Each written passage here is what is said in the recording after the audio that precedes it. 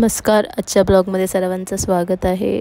आणि आज आपण चाललो आहे अंडरग्राऊंड मेट्रो बघायला. तर मी पहिल्यांदाच जाते इथे आणि ही आत्ताच सुरू झाले. म्हणजे तुम्हाला सांगते 5 ऑक्टोबरला झाले, आता 5 ऑक्टोबर 2024ला. आणि ही आपले जे माननीय प्रधानमंत्री नरेंद्र मोदीजी आहेत त्यांच्या हस्ते आता उद्घाटन झालेलं.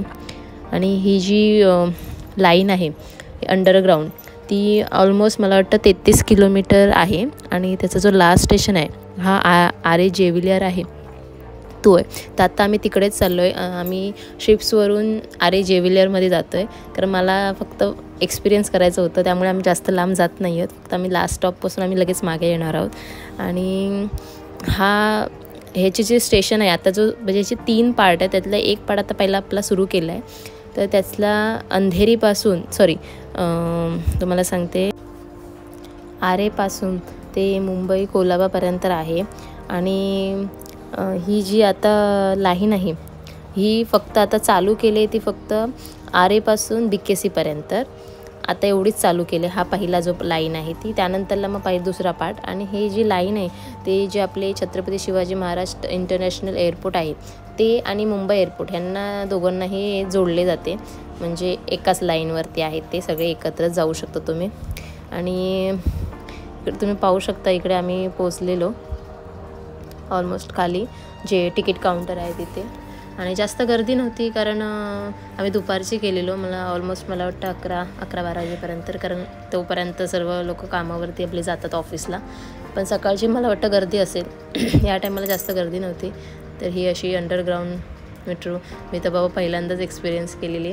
आणि खूप भारीही वाटत होतं, कारण हे सगळे सीन जे आपण आता बघते मी ॲक्च्युली आपण कसं फिल्ममध्ये बॉलिवूडला पण एवढं नाही दाखवत, पण हॉलिवूडच्या फिल्ममध्ये जास्त दाखवतं अंडरग्राऊंड ट्रेन.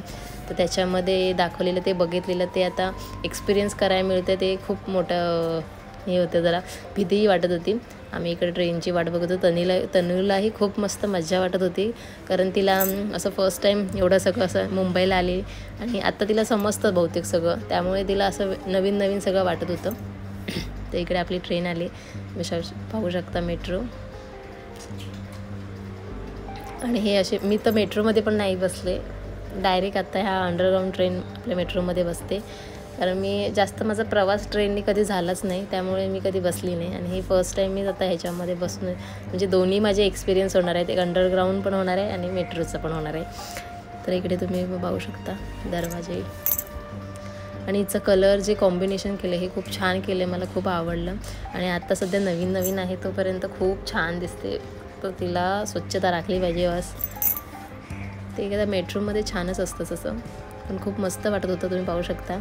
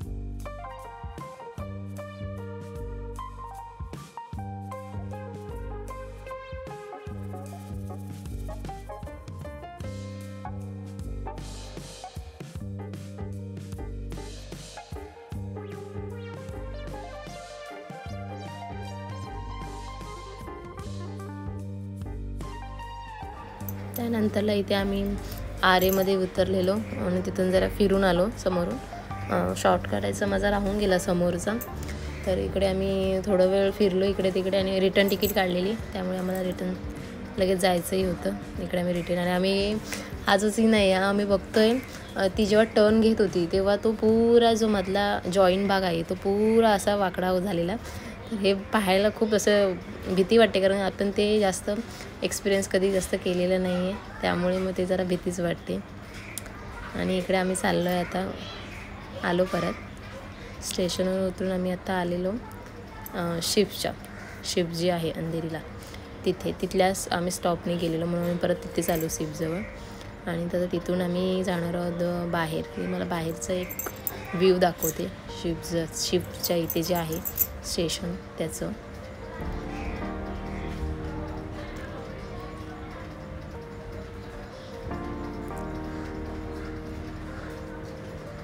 स्टेशन जे आहे बाहेरून खूप छोटंसं वाटतं, पण जे आतून आहे ते खूप मोठं आहे खाली अंडरग्राऊंड, त्यामुळे खूप भारी वाटते. आणि हे आपली चाळ हर घर दिवाळी त्याचे जे तुम्ही तोरण होते सगळे, जे कंदील लावले, तोरण नाही कंदील जेवढे लावलेले ते सगळे एकसारखेच होते.